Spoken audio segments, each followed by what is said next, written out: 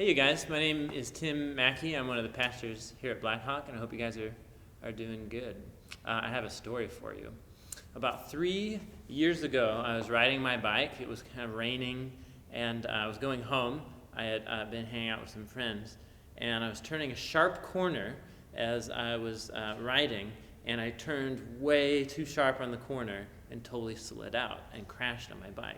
And so I kind of slid out to the side, and my face went down, and I hit the ground. My glasses just totally snapped right in half, and I just knocked my face like this, and my hand kind of like crashed into the ground and stuff like this. And so I kind of didn't know what happened, and I got up, and it was just like bloody scrapes everywhere, and my thumb, no joke, my thumb was pointing like way, way down this way. So I kind of just went like, and snapped it back into place, and it's all of a sudden it was like working fine. I was like, oh, good, like that's cool. And so then I just kind of like walked home because my bike was all like mangled up. And so I got home, and we like cleaned up all the wounds that were bloody and this kind of thing, and my thumb just kind of kept being sore, and also my tooth got really sore.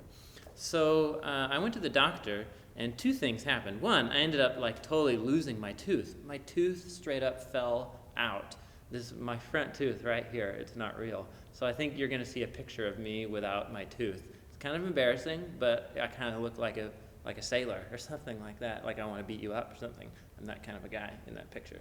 Anyway, but the real thing I want to tell you about was my thumb.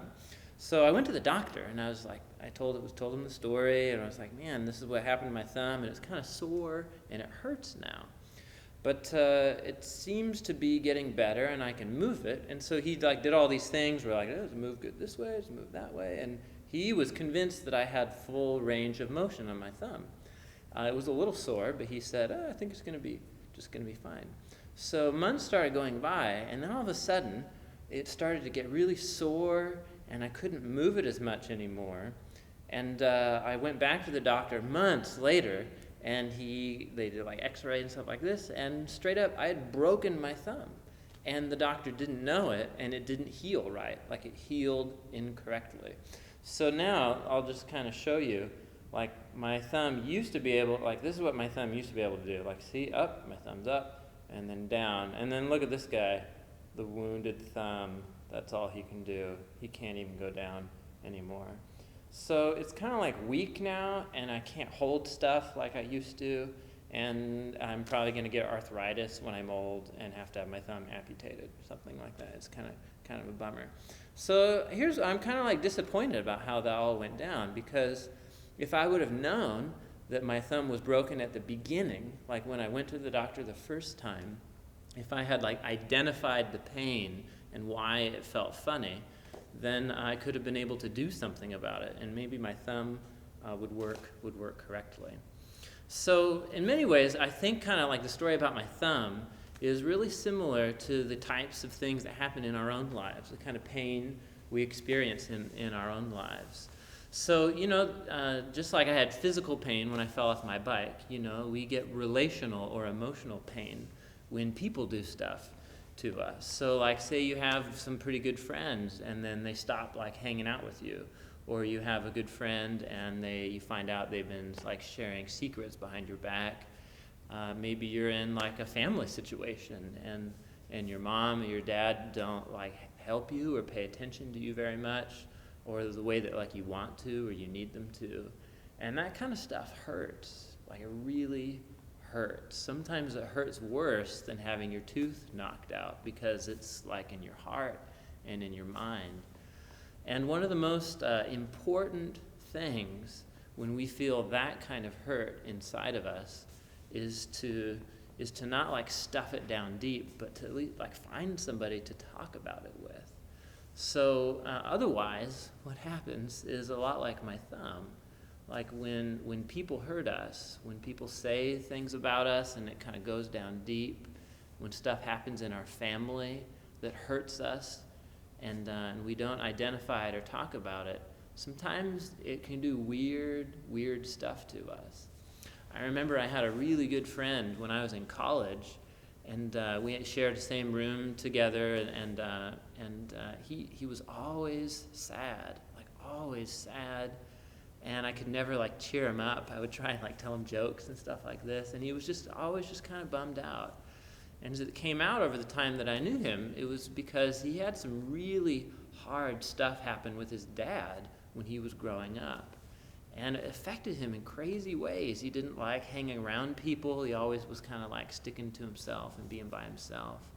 And it was because he never identified the pain that he had experienced when he was growing up. So pain is just kind of a normal part of life. You know, we get hurt by people, we fall on our bikes.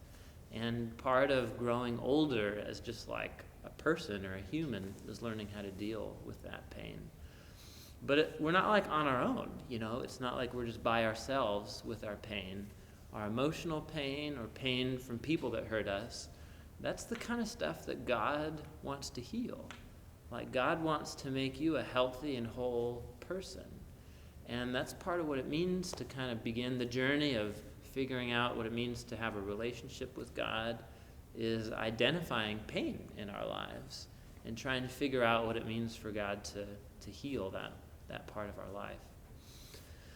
So here's the thing, is that nobody, not even God, can force you to deal with pain in your life or to bring up and talk about things that have hurt you. Only you can do that by taking the initiative. You guys are going to read a story in the Bible today where Jesus goes up to a man who can't walk. His legs don't work. Like, I thought I'm bad off with my thumb. Like, his legs don't work. And Jesus asks the man, do you want to be healed? And when you think about that question, you think, well, of course he wants to be healed. But Jesus is asking him because it's going to involve a journey. It's going to involve maybe some big changes in his life, and some things are going to change for him. But Jesus asked him the question, and I think that's the question that God would ask each one of you guys too. You know, if you've got stuff in your life or in your past or in your friends or family where there's been pain and you've been hurt by people, I think God's asking you the same question. Do you want to be healed? Do you want to be well? And what is it going to look like for you to talk with others or to share that with someone and to find that road?